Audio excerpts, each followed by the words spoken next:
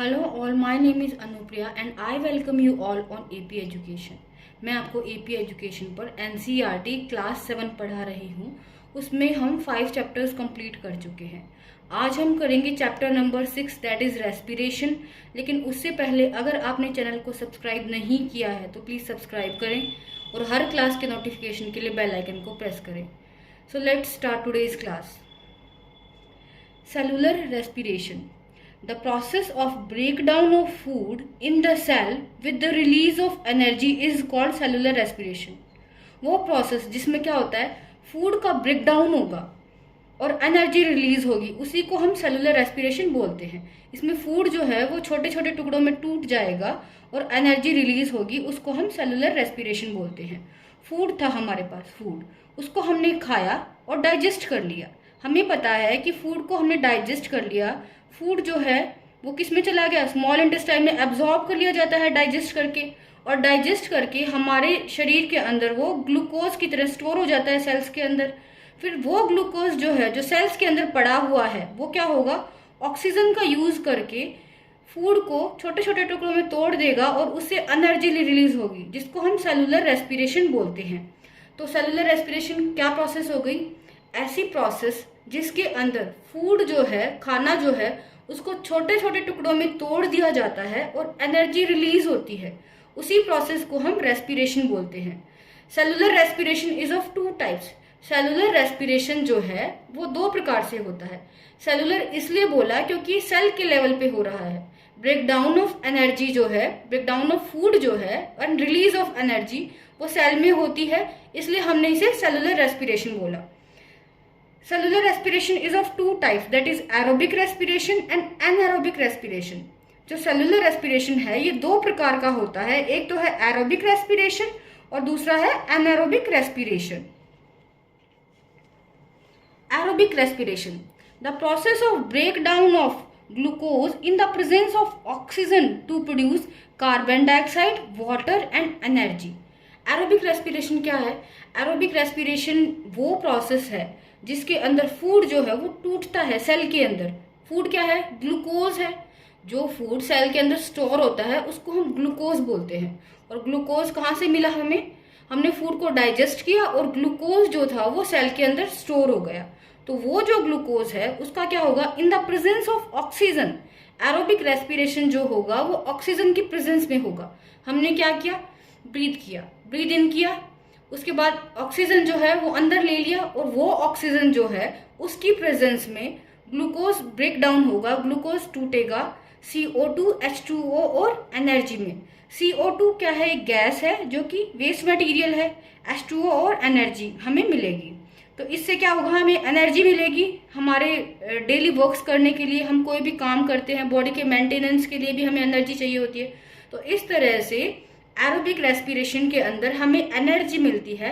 लेकिन ये जो रेस्पिरेशन है ये ऑक्सीजन की प्रेजेंस में होता है, इसके लिए इसे एरोबिक रेस्पिरेशन बोला जाता है।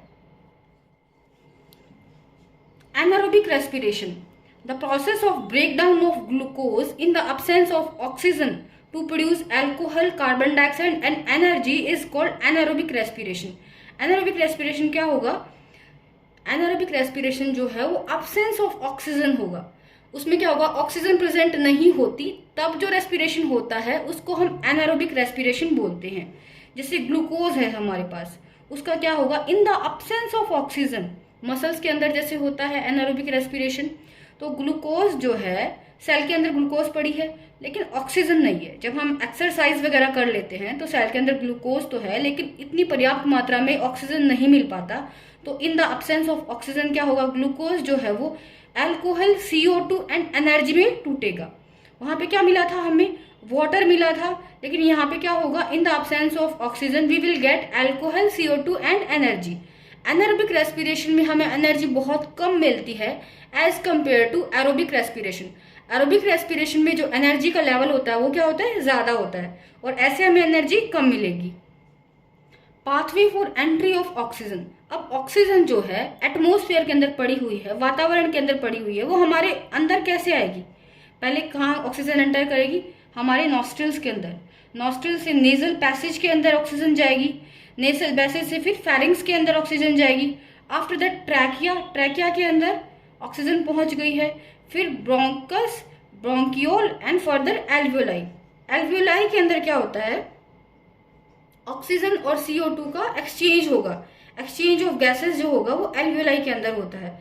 इस तरह से nasal passage, pharynx, trachea, bronchus, bronchiole and alveoli, ये जो है ये क्या है, pathway for entry of oxygen. Oxygen जो हमारी बॉडी में हम ले रहे हैं वो कहाँ कहाँ से होके गुजर रही है, उसका पाथवे है। सबसे पहले ऑक्सीजन नेजल पैसेज में, after then pharynx, after then trachea, bronchus, bronchioles and alveoli. Alveoli के अंदर एक्सचेंज ऑफ गैसेस होगा, दैट इज CO2 और O2 का जो एक्सचेंज है वो एल्वियोलाई जो कि लंग्स के अंदर प्रेजेंट होती है। ये क्या है, हमारा ट्रैकिया है, और लंग्स के अंदर एल्वियोलाई होती है, स्मॉलेस्ट यूनिट जो होती है वो एल्वियोलाई होती है। वहां पे क्या होगा, ऑक्सीजन और कार्बन डाइऑक्साइड का एक्सचेंज होता है।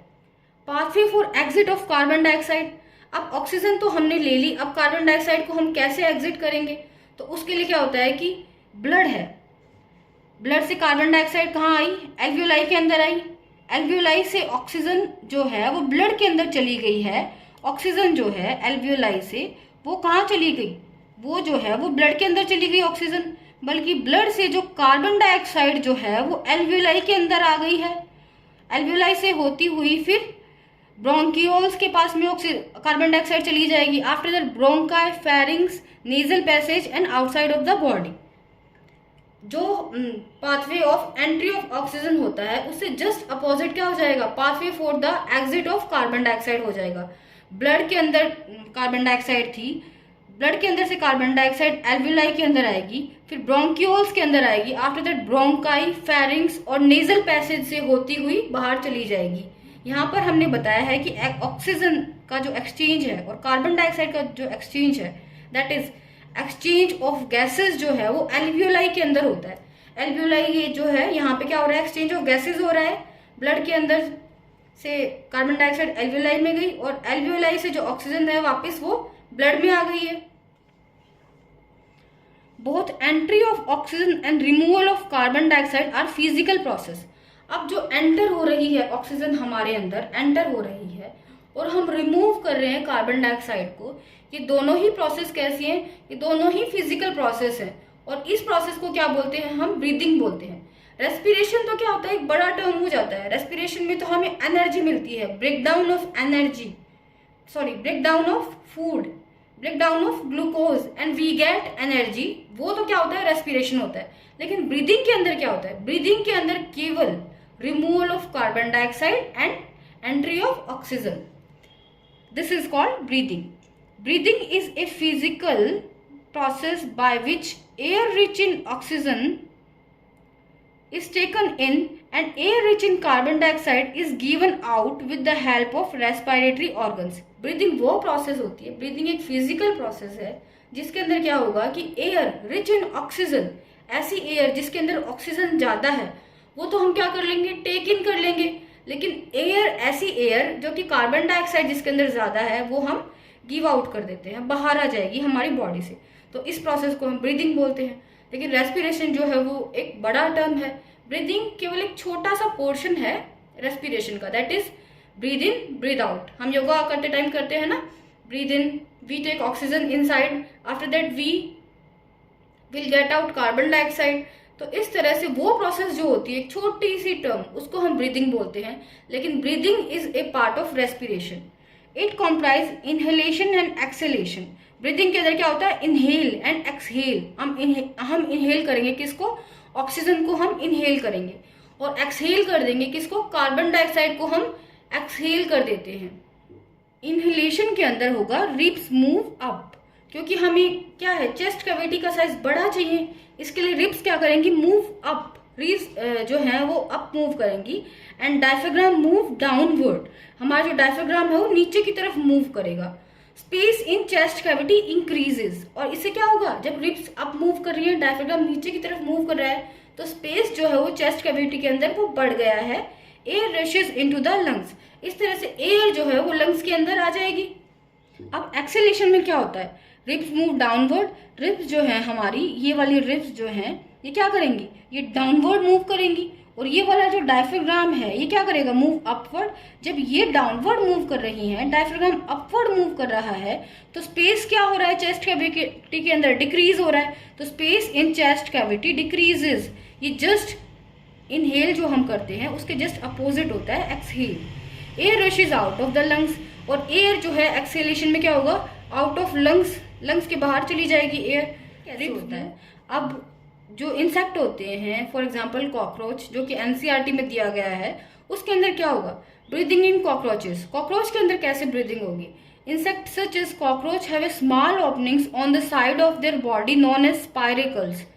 इंसेक्ट जो है जैसे कि कॉकरोच है, उसके साइड में क्या होती है, स्मॉल ओपनिंग्स होती है। ये साइड जो है इधर में स्मॉल ओपनिंग्स होगी, जिसको हम स्पाइरेकल्स बोलते हैं। स्पाइरेकल्स के थ्रू क्या करेगा, ये ब्रीथ करेगा, स्पाइरेकल्स के थ्रू ब्रीथ करेगा।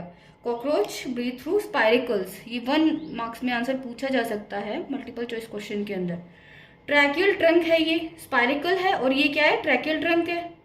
अब क्या होगा, ऑक्सीजन ब्रीथ इन में क्या होगा कॉकरोच के अंदर, ऑक्सीजन रिच इन एयर। ऐसी ऑक्सीजन जिसके अंदर एयर ज्यादा है वो स्पाइरेकल्स के अंदर आ जाएगी, फिर स्पाइरेकल से ट्रैकियल ट्रंक के अंदर आ जाएगी, फिर डिफ्यूज कर जाएगी किसके अंदर, बॉडी के अंदर। जैसे ये है हमारा, ये हमारे स्पाइरेकल्स हैं, ये स्पाइरेकल्स के अंदर आएगी बॉडी के अंदर। कॉकरोच के अंदर एयर जो है वो स्पाइरेकल्स के अंदर आएगी, air rich in oxygen spiracles में आके ट्रैकियल ट्रंक में आएगी। फिर क्या होगा, ट्रैकियल ट्रंक में आने के बाद में डिफ्यूजेज इनटू द बॉडी। अब ब्रीदिंग आउट में क्या होगा, कार्बन डाइऑक्साइड है हमारे पास, जब वो ब्रीद आउट कर रहा है तो हमारे पास क्या है, कार्बन डाइऑक्साइड है। Carbon dioxide from the cell से क्या जाएगी, ट्रैकियल ट्रंक के अंदर कार्बन डाइऑक्साइड चली जाएगी, ट्रैकियल ट्रंक से स्पाइरेकल्स के अंदर, और स्पाइरेकल्स से move out of the body, body से बाहर चली जाएगी carbon dioxide. Breathing in earthworm, breathing in earthworm. Earthworm के अंदर क्या होता है कि air dissolve in slimy skin layer mucus. जो अर्थवॉर्म जो है वो अपनी स्किन के थ्रू ब्रीद करता है। स्किन में क्या होता है, अर्थवॉर्म की जो स्किन होती है वो म्यूकस होता है, उसमें बहुत ही स्लिमी स्किन होती है, ऐसे चिकनी चिकनी स्किन होगी, उसमें म्यूकस होता है, तो वहां से वो ब्रीद करता है। ब्रीदिंग आउट में क्या होगा, carbon dioxide dissolve out of the body through the skin. Carbon dioxide को वो बाहर निकाल देगा अपनी बॉडी के थ्रू ही, जो उसका स्किन है उसी के थ्रू वो ब्रीद इन करेगा, और जो स्किन है उसी के थ्रू जो अर्थवॉर्म जो है वो ब्रीद आउट करता है। Breathing in fish. अब फिश के अंदर कैसे ब्रीदिंग होती है, fish can breathe under water by using their gills. Fish जो है वो पानी के अंदर भी ब्रीद कर सकती है अपने गिल्स का यूज करके। Gills enable fish to get oxygen out of water just like you get oxygen out from air. जैसे हम लोग जो हैं ऑक्सीजन ले लेते हैं एयर के अंदर से, ऐसे ही फिशेस जो है पानी के अंदर अगर ऑक्सीजन पड़ी हुई है तो उसको ले सकती है अपने गिल्स के हेल्प से। इस तरह से फिशेस जो है वो ब्रीद करती हैं through their gills. Breathing in frog. Frog can respire through both lungs and their moist sleepy skin. Frog जो है वो अपनी जो स्किन के थ्रू भी रेस्पायर कर सकते हैं और उसमें लंग्स भी प्रेजेंट होते हैं रेस्पायर करने के लिए। Under water gases exchange occur through their moist skin. जब वो पानी के अंदर होते हैं फ्रॉग, तो उनके अंदर जो क्या होता है, ब्रीदिंग होता है, गैसेस एक्सचेंज होता है, वो किसके थ्रू होता है, मॉइस्ट स्किन के थ्रू होता है। जब पानी के अंदर फ्रॉग होंगे तो अपनी स्किन के थ्रू वो ब्रीदिंग करेंगे। Gases exchange in plants through there leaves. अब लीव्स के अंदर क्या होता है, leaves have a small pores stomata that assist in gases exchange. Leave के अंदर छोटे छोटे पोर होते हैं स्टोमेटा, जहां से एक्सचेंज ऑफ गैसेस होता है। उसमें क्या होगा कि कार्बन डाइऑक्साइड जो होगी वो अंदर ले ली जाएगी और ऑक्सीजन बाहर छोड़ दी जाएगी। Through stomata plants take carbon dioxide and give out oxygen and H2O। हम जानते हैं प्लांट्स के थ्रू जो स्टोमेटा जो होते हैं अपने लीव्स के थ्रू H2O को एटमॉस्फेयर में छोड़ देते हैं, और इस प्रोसेस को हम ट्रांसपीरेशन बोलते हैं। वो ऑक्सीजन को भी क्या करते हैं, फोटोसिंथेसिस के प्रोसेस के दौरान ऑक्सीजन को भी वो छोड़ देते हैं, और कार्बन डाइऑक्साइड को क्या करते हैं, लेते हैं during the process of photosynthesis. लेकिन जब प्लांट्स के अंदर रेस्पिरेशन होता है, रेस्पिरेशन की प्रोसेस के दौरान वो ऑक्सीजन को तो लेंगे और कार्बन डाइऑक्साइड को छोड़ देंगे। प्लांट्स जो होंगे वो दिन के अंदर फोटोसिंथेसिस की प्रोसेस करते हैं, जबकि रात के अंदर जो होगा वो रेस्पिरेशन करते हैं। तो हमें बोला जाता है कि रात को हमें प्लांट्स के नीचे नहीं रहना चाहिए, बड़े पेड़ के नीचे। क्यों? क्योंकि वो रेस्पिरेशन कर रहा होता है। जब वो रेस्पिरेशन करेगा तो वो क्या करेगा, ऑक्सीजन को तो लेगा, कार्बन डाइऑक्साइड छोड़ेगा। तो हम कार्बन डाइऑक्साइड ले रहे होते हैं रात को प्लांट्स के नीचे, इसलिए हमें प्लांट्स के नीचे रात को नहीं रहना चाहिए। Exchange of gases in plants through their roots. अब प्लांट्स में क्या होता है कि रूट्स भी होती हैं जिसके थ्रू वो एक्सचेंज ऑफ गैसेस करते हैं। Roots also play a key role in the exchange of gases. जो रूट्स हैं वो भी बहुत ही इंपॉर्टेंट रोल प्ले करती हैं गैसेस के एक्सचेंज में, क्योंकि रूट्स के अंदर क्या होता है कि they take up air present in the voids of soil particles. Voids जो होते हैं, बीच में स्पेस जो है सॉइल पार्टिकल्स के, वहां पे ऑक्सीजन भरी हुई है। ऑक्सीजन क्या करेंगे प्लांट्स जो होंगे वो अपने रूट्स के थ्रू ले लेंगे। This was all about today's class. I hope आपको चैप्टर अच्छे से समझ आ गया होगा। अगर समझ नहीं आया है तो कमेंट बॉक्स में बताएं कि क्या समझ नहीं आया, और अगर समझ आ गया है तो please like, share and subscribe this channel. Thanks for watching.